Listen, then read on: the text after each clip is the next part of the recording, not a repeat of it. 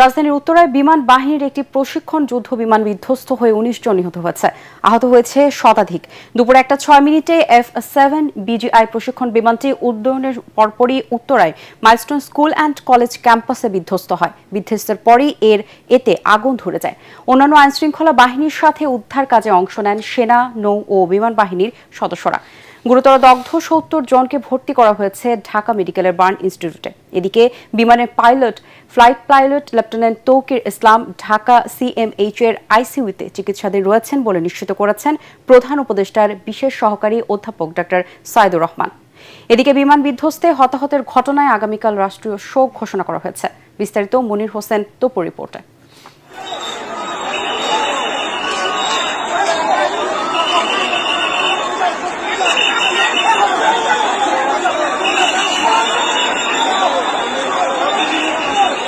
নিয়মিত প্রশিক্ষণের অংশ হিসাবে বিমান বাহিনীর কুর্মিটোলা AK খন্দকার ঘাঁটি থেকে দুপুর ১:০৬ উড্ডয়ন করে F-7 BGI প্রশিক্ষণ যুদ্ধবিমান।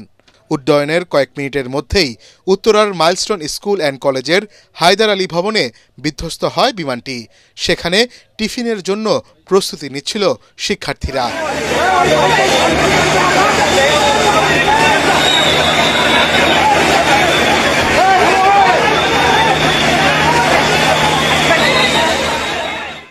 মুহূর্তেই আগুন ছড়িয়ে পড়ে আশপাশে।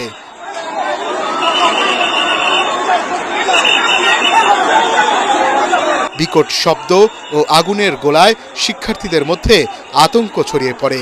অভিভাবকরা ছুটে আসেন সন্তানদের খোঁজে। অনেকের হাত পা ও শরীরের বিভিন্ন অংশ দগ্ধ হয়েছে। অনেকের শ্বাসনালীতেও ধোঁয়ার প্রভাব পড়েছে।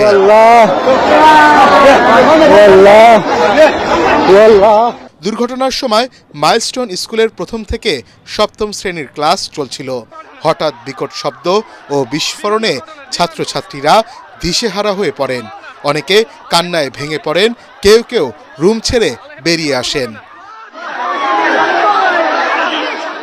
প্রশিক্ষণ বিমানটিতে ছিলেন ফ্লাইট লেফটেন্যান্ট তৌকির ইসলাম। তবে তিনি বেঁচে আছেন কিনা তা এখনও নিশ্চিত হওয়া যায়নি।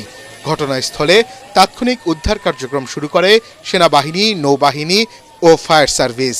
গুরুতর আহত ৪ জনকে হেলিকপ্টারে করে CMH হাসপাতালে নেওয়া হয়। সেনাবাহিনীর গাড়িতে করে আহত অনেককে নেওয়া হয় আশপাশের হাসপাতালে।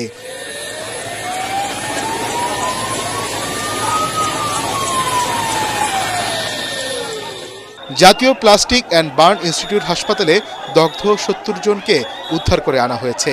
একই সাথে ঢাকা মেডিকেলের বার্ন ইউনিটেও চিকিৎসা নিচ্ছেন অনেকে।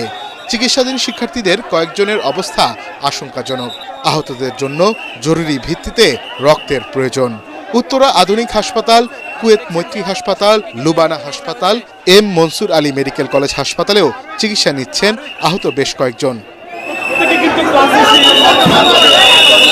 দর্শক, আগুন নিয়ন্ত্রণে কাজ করে ফায়ার সার্ভিসের ৯টি ইউনিট। ঘটনাস্থলে উৎসুক মানুষের ভিড় সামাল দিতে হিমশিম খাচ্ছে আইন শৃঙ্খলা বাহিনী। মনির হোসেন তপু, ATN বাংলা, ঢাকা।